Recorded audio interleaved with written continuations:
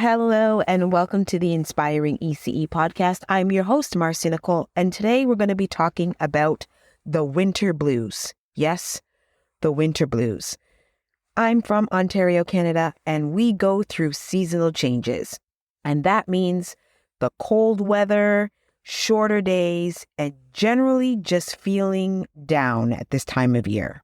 But as early childhood educators, it's especially important for us to take care of ourselves and our students during this time. So let's dive in and talk about how to beat these winter blues the best we can. Let's get into it.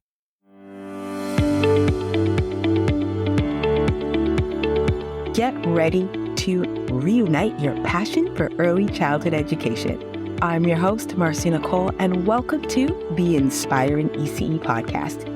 Our goal is to build community where you feel inspired and motivated to be the best version of yourself. So join us as we dive into the world of early childhood education together and reunite that fire that brought you into this profession. As an educator, I know how challenging and rewarding the field can be, and that's why I created this podcast. We'll explore the latest trends and challenges faces in the field.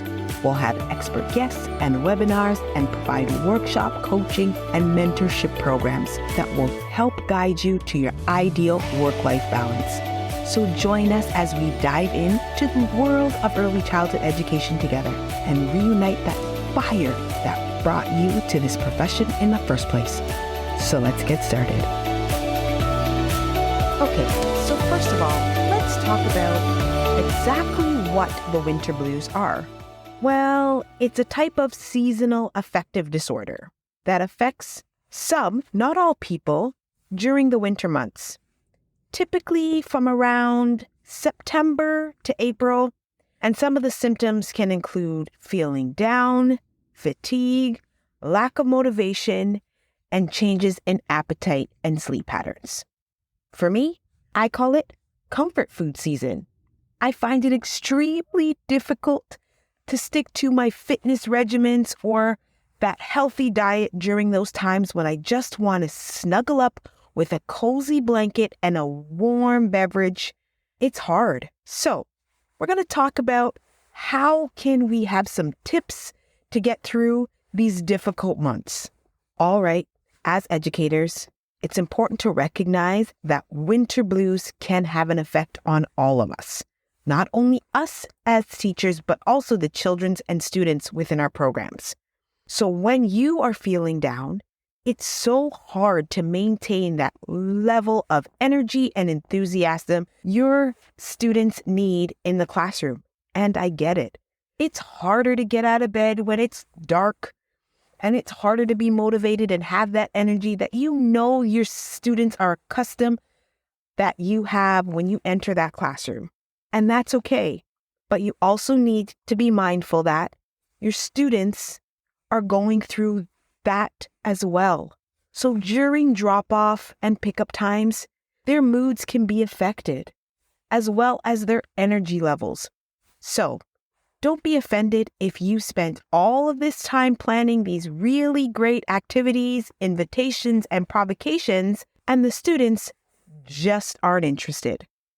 It's okay. Sometimes during these months, the overall engagement in learning activities dips just a little bit. And I don't want you to take that personally. You just have to adapt and go with the flow, okay? It's not a reflection of your teaching style or your practice in any way. Sometimes it's just the weather. Okay, Marcia, we hear you. It's not always about us. So, what can we do to help beat those winter blues? Well, here's a few tips that I have used throughout the years that helped me, and I want to share them with you.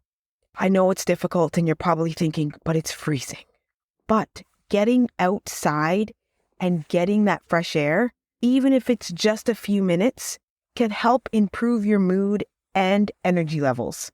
And yes, I know you have a room full of children and getting them outside is more of a task some days than it should be. But just think about how that could improve your mood and theirs.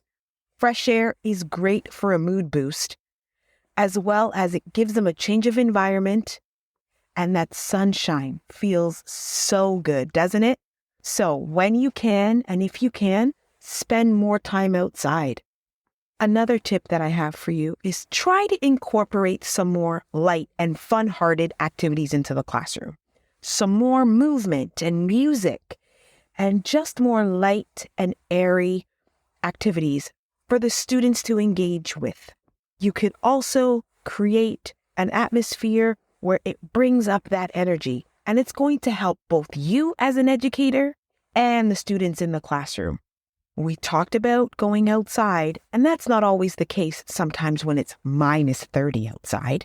My other tip for you is try to use as much natural light in the classroom as you can. Turn off the overhead light and open up the windows and let the sun shine in. Also, try to rearrange your classroom that the students are spending more time by the windows. Maybe doing some window art or doing things that are allowing them to be in the natural light, even if they have to be inside the classroom.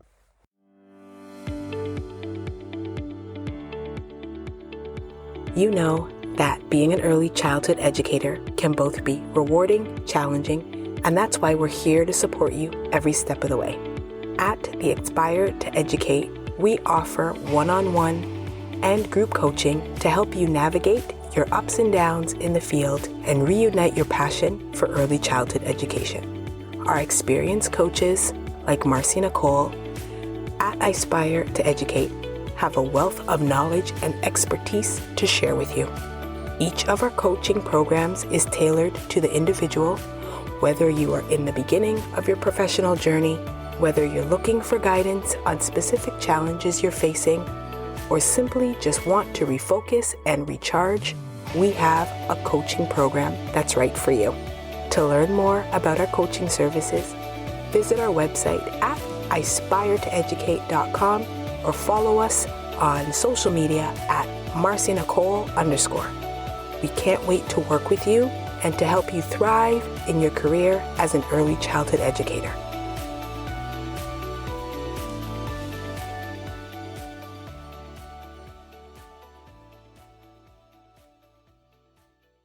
My other tip at this point is making sure you're taking care of yourself. I know the winter months can be long and hard and stressful for an educator. So make sure you're finding that time to rejuvenate and what makes you happy. That might be reading a book, talking with colleagues, having my favorite drink, which is a cup of coffee, just taking care of yourself. That way you are better capable to take care of those students. They need you too, and they're going through a whole bunch of emotions. So when you're having those days, make sure you're taking care of you, giving yourself plenty of grace, and taking those breaks when needed. And my final tip, which I will always promote, is try your very best to stay positive. We know that the winter months aren't going to last forever. And we know that spring is coming, and we just need to stay in a positive mindset. So maybe you want to start a gratitude journal or create some really inviting activities for the spring and summer months ahead. But always stay positive because a winter blues won't last forever, and the sun and the warmer weather is on its way. As educators, you are doing an amazing job. And we go through peaks and valleys within the early childhood sector, but we couldn't do it without all of you. So please make sure you're giving yourself grace, time and patience, and be gentle with yourself because you're doing an amazing job. And I and everyone are so proud of you. All right, so before I go, I just want to recap. The winter blues might have us feeling a little bit down and a little bit tired at times, and that's okay. Some of the tips I shared in today's episode was try to get outside and get as much fresh air as you possibly can. Also, Try to incorporate fun, lighthearted, movable activities for both you and your students in your classroom to promote that energetic and happier mood. Make taking care of yourself a priority, especially during these months where you're finding it difficult to feel motivated and to be enthusiastic for those students.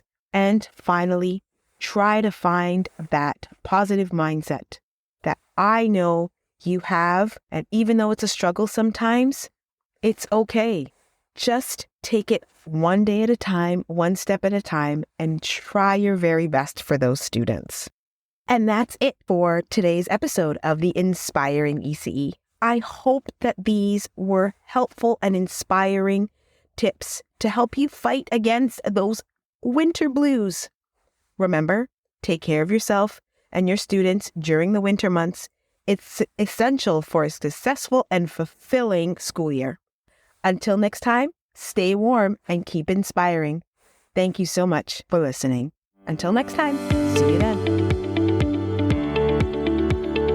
And that's a wrap for today's episode of the Inspiring ECE podcast. Thank you for joining us. We had a blast, and we hope you did too. Remember, this is your community, and we want to hear from you. So connect with us on social media at Ispire to Educate. Visit our website at ispiretoeducate.com and also send us an email. All the details will be in the description or the show notes.